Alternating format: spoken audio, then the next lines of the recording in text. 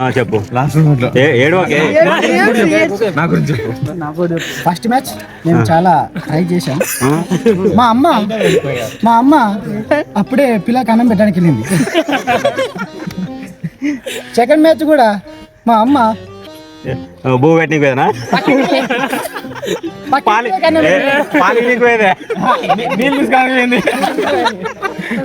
తర్వాత third match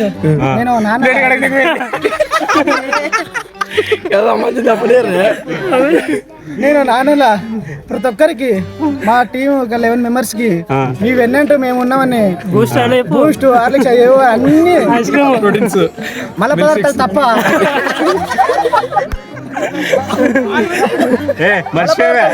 అన్ని పదార్థాలు కల్పించేసి లొడ్డ తిరుమల ఆ మ్యాచ్ ఎప్పుడు కరంబీడి కట్ట